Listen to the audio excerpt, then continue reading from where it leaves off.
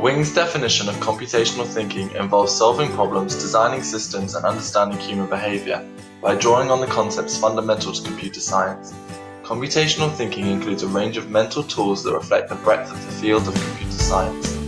One could argue from this definition that Wing undermines her own point, as her explanation does not seem to be completely relatable to other subjects other than solving problems. Berry goes on further to explain what the fundamental concepts of computational thinking are, which include logical reasoning, algorithms, decomposition, abstraction, patterns and generalizations, and evaluation, which, despite being useful skills to acquire, do not, as a relatively new concept, seem vital to children's development. As Berry provides practical examples of activities in a variety of subjects that use aspects of CT throughout his article, it's clear to see some cross-curricular links that CT has with other methods of thinking. Grover and P suggest that CT is a desirable skill set to have, not just as a computer scientist, but as a learner. However, computational thinking is not always applicable to other subjects, for example, subjects like art, music, and PE. Sosnowski explains that these subjects develop creativity, emotional, social, and physical well-being in pupils, and this does not correspond with the skills underpinned by computational thinking. Due to the rise in the use of computers, one could argue that computing has never been a more essential part of living. Additionally, the development of computer science is via computational metacognition, thinking about how we think while using computers.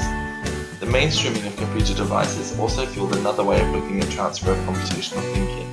If natural phenomena in many fields are treated as computational information processes, then learning computing is not only useful but essential for work in those fields.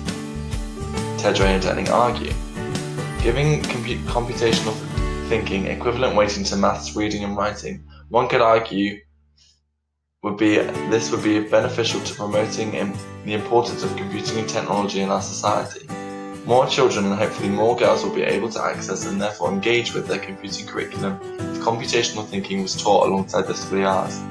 As well as this, a bigger emphasis on computational thinking would also be beneficial for teachers, as training programs will prepare them better for teaching computing due to the deeper understanding they will have of computational thinking. This is a vital benefit of teaching CT, as preparing teachers for computing education and ensuring gender equality remain huge challenges within computing. However, evidence that CT has long-term benefits towards the thinking of children in subjects other than computing has been debunked. As Tedray and Denning found, the research did not support the claims that CT was beneficial for children's thinking in other subjects and actually showed a reduced problem-solving ability in other subjects. Therefore, one could argue that a core subject of CT would not be beneficial for children's learning overall. Despite the fact that CT does not provide significant advantages to be a standalone subject, this does not mean it has no place within education at all. One could argue that computational thinking has a valuable place within the computing curriculum, as it outlines the kind of thinking needed for working with computers. This is supported by Tedray and Denning, who believe that while computing gives a new lens to interpret the world, it does not render the other lenses obsolete.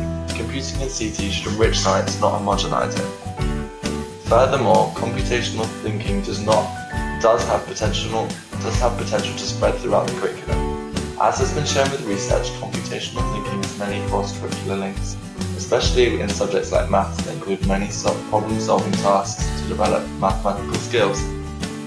As Wing states, computational thinking is reformulating a seemingly difficult problem into one we know how to solve, perhaps by reduction, embedding, transformation, or simulation, in which case the opportunities of applications of these skills are common.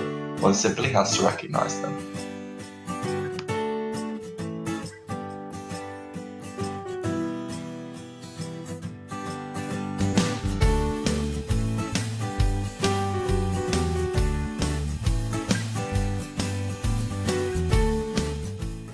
Created using Powtoon.